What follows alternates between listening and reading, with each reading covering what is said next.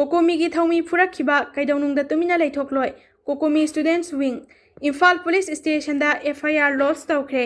Mioi khujo kharana masagi tongjaba yengduna miyamgi ihawbu lana lamjingduna ihaw sagatlaga Kokomi gi thaumi mayengbam somorjitpu tamthina phurakhiba thawong yaningde kaidawnungda Kokomi Students Wing na tumina leithokhloi hairi Lamphel laiba Kokomi gi office ta pangthokhiba paugi mifam amada Kokomi Students Wing gi convener Lukram Malangbana mathaki wafam asi phongdokladuna mahakna hai miyam gi ihawbu aranba maikai amada punaba amadi namthanaba honarakliba khuraki ina lai saba mioi khujo khara asidagi miyamna section minasi amadi makhoi singbu thidoktuna paratambi bagi matam oire Kokomi nya sathakiba khongjang asi thoidongna asoiba laikhide khongchat chatharingai mangoinana khongjang asida pamdaba thodok thoan gumsi haiba wafam thamki Kokomi da phana nungaitaba lairabasu office ta laktuna sumthokna bagi mahuta mioi kharana insilaga irang sagaduna Kokomi bulana uhanana ba honakhiba kandem tawi miyamgi amadi leibaki ihau kayada khwairamban ima kaithelgi ima singna saruk yaduna manglam chatagi hauna ihau kayada achauba thodang lauduna lakliba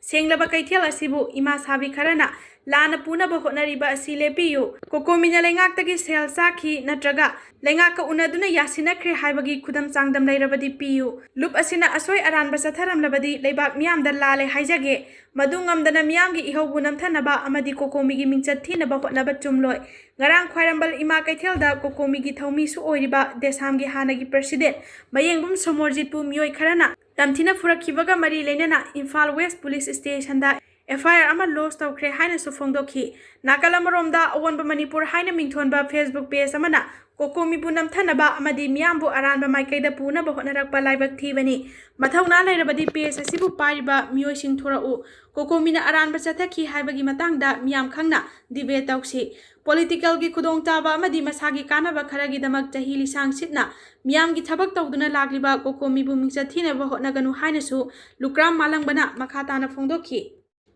Illegal immigrant ki matangda rajniti ki khudong chaba lawnaba honagumsi Biren Illegal immigrant ki matangda lengakna lokhaliba thabak sing asi rajniti ki khudong chaba lawnaba mioi kharana aranba wafam singang biganu haina hanagi chief minister Biren phongdorakli XCM Biren Facebook post thagalakpa warol amada illegal immigrant masak khangdoknaba India government akan bathabak lokhatli Ministry of Home Affairs ki maikaidagi lisingani kulhumdagi September kungani panda cherol ama tharaktuna biometric amadi biographic data collection taunaba khangalakpaga loinana mitop sing masagi maramda halan khiba ngamnaba ningthina verification gi thabak taunaba lisingani kunmari gi March 13 ga mathoi fawa matam pirakhi lisingani kulhumdagi me ahumdagi Manipurda irang thokraba matung asigumba cherol ama thaduna illegal immigrant sing masak khangdoknaba khangalakhiba asina India government na illegal immigrant ki issue asi lumna lawi haiba takli masigi matung ina kamjongda illegal immigrant lising mangaga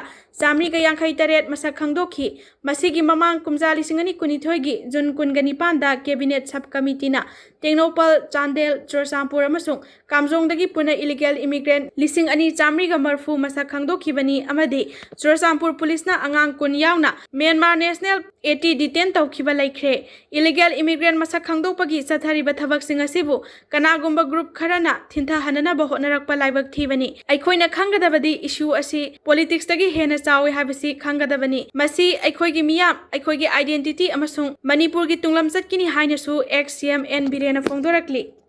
Kangluk ki irang loishinba matam sangi haiduna kayam kuina phiba masida laigadoribano karam syam Kangluk ki irang loishinba haibasi matam changi waroishan puraktri haiduna lamdamasi charangnaba phiba masida adum laikhigadoribra haina langthabal kendragi MLA karam syamna hangli Council of Higher Secondary Education Manipur ko semna lauduna pangthokpa class 12 exam nisingani kuntarukta commerce stream da ahanba position laurakhiba langthabal kendra gi manung chanba singjamai makha khongnang phaidek pidagi CC Higher Secondary School gi mahairoi thoyanba thongamda MLA Karam Syam gi apokpa laikhidraba Karam Birmani Semba Memorial Trust ki maikaidagi lupa lakh amagi senpham khusinabagi thoramda MLA na mathaki wafam asi phongdokhibani thoyanba thongam gi yumda pangthokiba thoram aduda MLA Karam Syamna makha taraduna तोंगान तोंगान सिनफमदा लैरिबा मियामना लमदम असिदा तंगदु लैताना हंजिलकनबा मसा मसागी थौदांग लौहनिंगी मणिपुरबु तंगदु लैताबा पुंसिरोलदा हंजिनबा हाइबा असि लेंगाकी थौदांगनी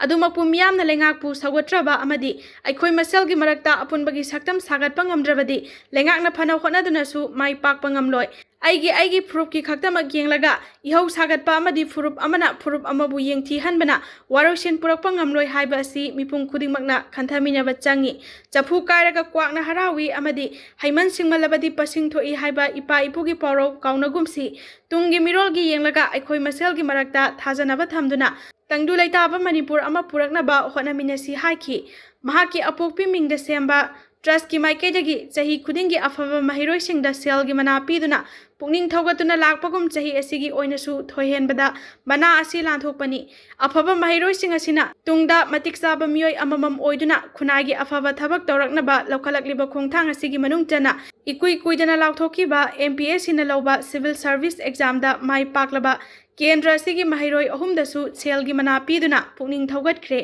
महिरोय थोयहेनबना तुंगदा मसक थोकपा entrepreneur ama oiba pamliba asigi hawdok sel mahakna piragani hainasu MLA Karam Syamna lauthokhi Assamda kuki nupi mari lupa crore taret ki draka konana fare wangli village tana yungau liter satret phagat khre Assam Rifles na hawkiba thangja numita Kamrup district ta Surasampurdagi nupi mari lupa crore taret ki value oigadaba yamna badraka konana fare hairi पावसिना मखाताना हारिबना सुरसामपुर district तगी देमथांग हॉकीप सही कुंट्रागा तरु कौबा नुपी कांगबो अमना lower Assam दा supply तौकीगदबा यामलबा drug सिंग Kamrup district की अमीनगांव दा डिलीवर तौगदौरे हाइबगी अखनबा पाव फंगबदगी असम पुलिस ना सथखिबा ड्राइव दा सुरसामपुरगी नुपी मरी अमसु फागतखि फागलबा सिंग अदुदी लमनै किम सही कुनगा मंगा होंगनैगा सही कुनगा मरी किमनैथेन सही कुंट्रागा तरु ngapi सही कुंट्रानी मखोइदगी तोंगान तोंगानबा सोप केस हुमफुगनी थोइदा पुरंबा हेरोइन ग्राम सनीपानगा कुंट्रागा तरेट फागतले थौदोग अदुगा मरी लेनना असम पुलिस की माइकैदगी ड्रग स्मगलिंग गी कारबार असिदा कना कना सेनबगी हाइबदु खंगतोकनबा एफआईआर लौखतुना इन्वेस्टिगेशन चथबा हौख्रे हाइरी अतोपा अमना इंडो म्यांमार बॉर्डर की कामजोंग डिस्ट्रिक्ट की मनुंग चनबा वांगली village तगी ngarang ahing nongyai pung taragani thoi taba matamda yungau liter satret khuladu ki nupi singna fagat pangam khre yamlaba yu sing adu tongan tongan ba gypsy anida Yairipok तगी Indo Myanmar border village असिदा पुरखिबनी फागलबा युंगोक सिंग अदु हाइदोक्तुना मै थादुना मांगहनख्रे पावसिना मखा ताना हारिबना खुंजा सिंग अदुना चरा हेंदुना लैरिंगै जिप्सीदा लाखिबा मियोय सिंग अदुना खुलगी गेट अदु हांगदोकनबा होनखि लोइनना खुलाई पाइबनी चिंगनबा मियोय खरना खुल अदुदा चंगलकनबा होनखि मदुदा खुलगी नुपी सिंग अदुगा चावना मुकनबा थोक्तुना मखा ताना जिप्सी सिंग अदु चेक तौबदा यारीपोक तगी इंडो म्यांमार बॉर्डर विलेज ता पुरखिबा युंगौ लिटर साट्रेट अदु फागतपा ngamkhibani हौजिक फावबगी ओइना यु सिंग अदुबु पुरकलिबा मियोय अदु मसक खंगबा ngamdri लोइनना यु सिंग अदु कदाइदा पुखिगदौरिबनो हाइबदसु खंगबा ngamdri हाइरि